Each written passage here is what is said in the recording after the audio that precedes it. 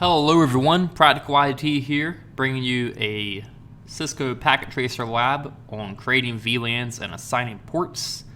Now I am following a lab guide for this. Feel free to follow along. If you do decide to follow along, I would go ahead and recommend just to use the same ports that I do, because usually in these labs they use certain ports because a certain configuration will require those ports, and if you do different ones, it's most likely not going to work. So in this lab, we're going to have a switch and 3 VLANs, and let's go ahead and start getting the equipment in here. You're going to want to use the 2960 switch, and you're also going to need to put 3 devices in there. So I like to use the PCs. It's PC0, PC1, and PC2. And I'm sure y'all already know this at this point, but you're going to need a straight through cable for each of these. I personally like to disable the automatic connection because it's just going to help you once you're actually out there in the field to know what type of cable you need. It's just a better way to go about it. So straight through from fast Ethernet, and PC0 we're going to connect to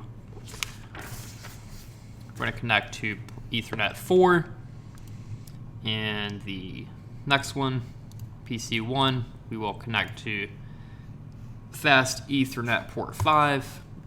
And for a PC2, we will go ahead and connect it to fast Ethernet port 7. Notice I didn't do 6, I did do 7 there. Just follow along with me. Alright, so one of the cool things I found out is you can actually use a console cable from one of these PCs to go ahead and basically simulate that you're actually consoling from a PC to a switch. We all know that you can go here to CLI and do it that way, but just this gives it one more step of realism there. Go to your desktop, go to the terminal. You're going to want the 9600 bits per second.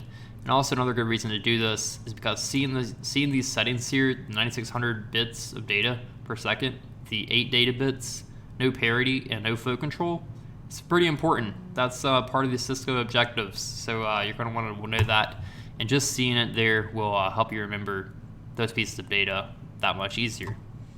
Alright, so we're in our switch. We'll go ahead and go to enable mode, and we'll go ahead and configure a host name of switch 1. We're also going to go ahead and set our telnet, console, and privilege mode passwords. If you guys haven't did that before, please follow along now. So we're going to go to line console 0. We're going to do a password of Cisco. And do not forget the login command. If you don't do the login command, it will not work. We'll not be able to connect. We're also going to go ahead and configure our enable mode password, enable secret, Cisco. We're also going to do our line VTY 015. If you want to see how many VTY lines you have active on your switch, you can do line VTY space and then a question mark. So it looks like we have 15 line numbers here. So that's why I always do 0 through 15. And we're going to do password Cisco and log in, and we're good. All right, so we're going to go ahead and also go ahead and configure our Vlan1 interface. So we're going to go back into configure mode, or enable mode, whatever you want to call it. And we're going to go to interface, Vlan1. Going to set an IP address of, type what I'm saying, 172.16.1.2 with a /24 subnet mask. We're also going to bring the interface up by doing a no shutdown command. And from there, we can go ahead and get out of there. So we're back in config mode. We're going to go ahead and create our VLANs. So we're going to have VLAN 10, and that's going to be the faculty VLAN, and VLAN 20 will be our student VLAN. So go ahead and VLAN 10. The basically just type VLAN, the number, and then you can name it.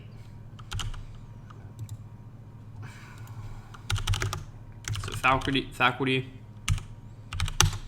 and exit, and then VLAN 20, name students, and it's also a good practice to go ahead and name the VLANs in a professional way.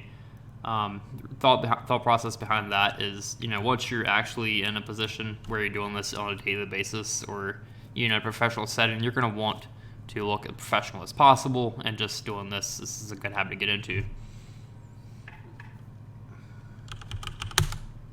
All right, so we're just going to set a IP default gateway.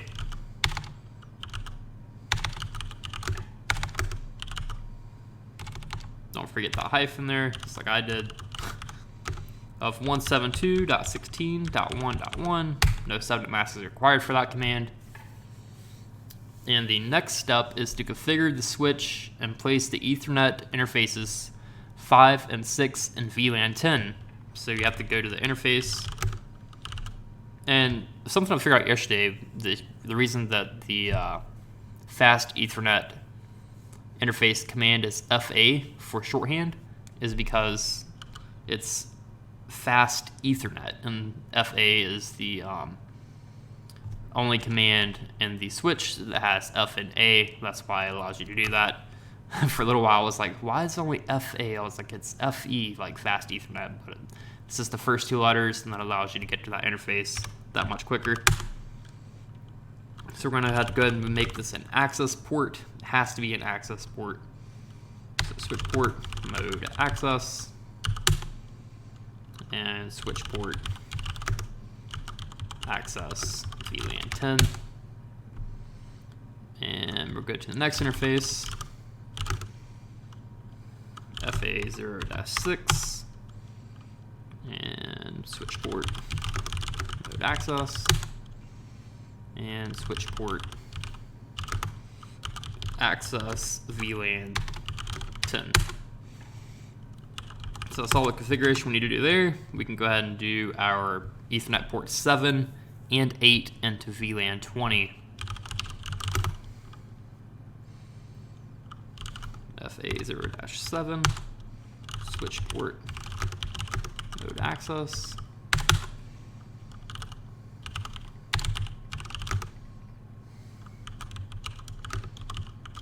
VLAN 20, and interface FA0-8.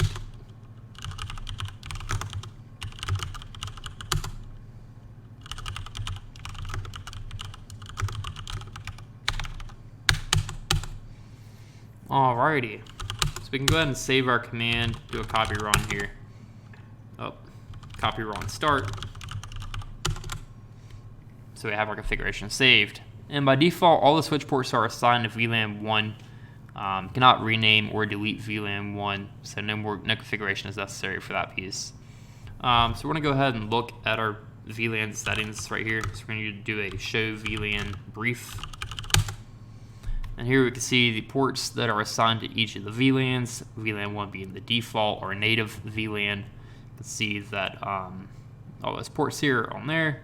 And we have VLAN 10 with ports Fast Ethernet 5 and 6.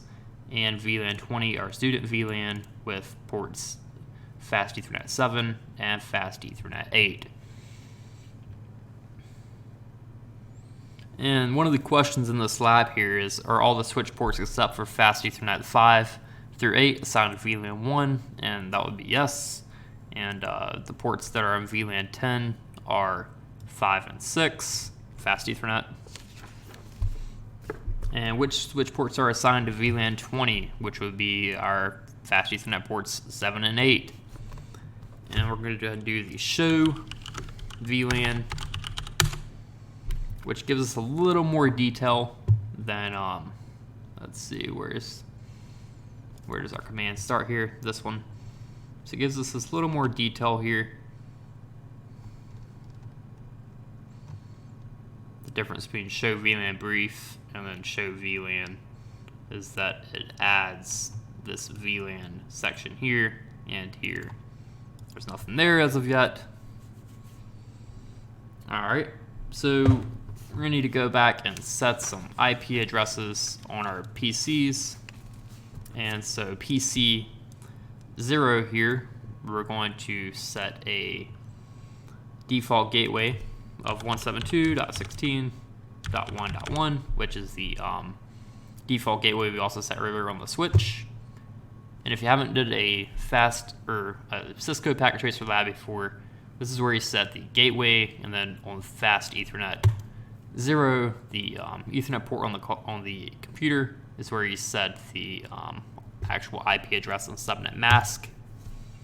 So I'll set that as 172.16.1.3 with a /24 address. And notice, since this is a Class B address, 172 is a Class B, it brought in the default /16 address. You're going to want to go ahead and change that to make it match the rest of the network there.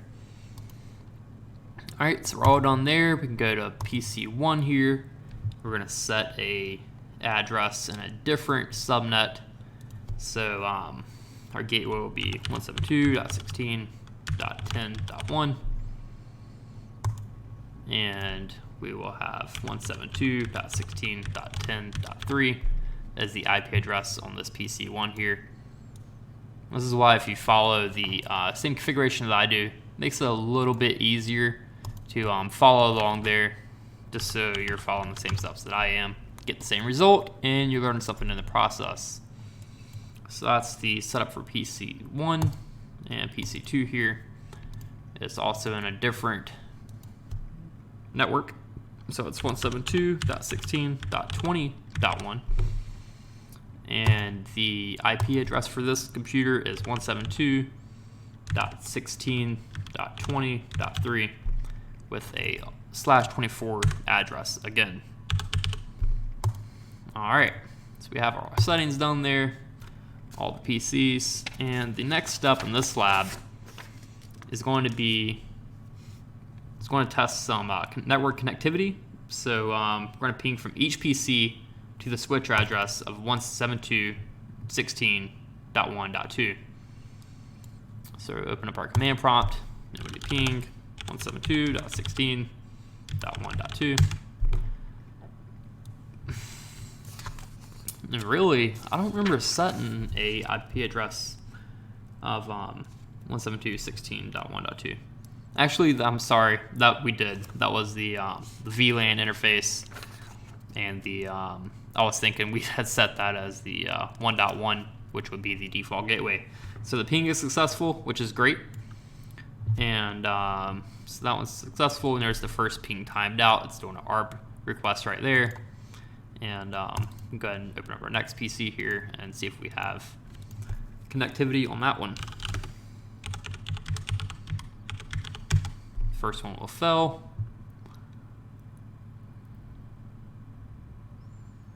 The next three should be successful. I don't see why they wouldn't be.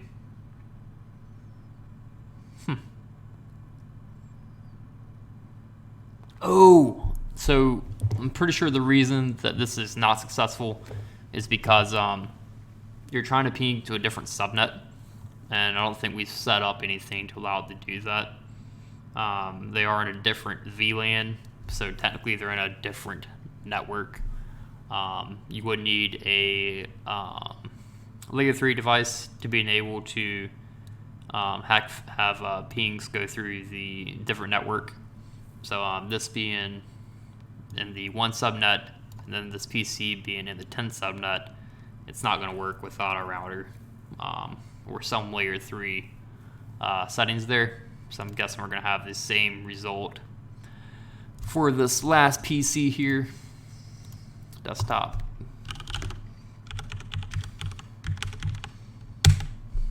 Should have the same result. And then we want to go ahead and see if we can ping from different PCs. My guess is going to be no. 172.16.10.3 was the PC1 address there. I'm going to say no because it's in a different VLAN, you know. So.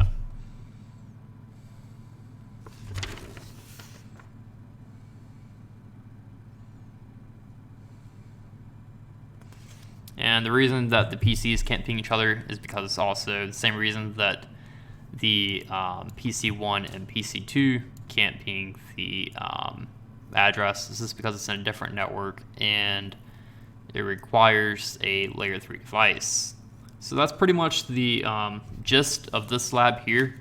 The main purpose was just to configure a couple of VLANs, get familiar with the switch port mode access, the creation of a VLAN, which is switch port access VLAN, and then the number, and then a matter of naming it there. Some commands to remember would be the show VLAN brief and show VLAN to see the different VLAN settings, which ports are applied to which VLAN, so on and so forth, and also to remember that you can't ping or have connectivity between different VLANs without a layer 3 device.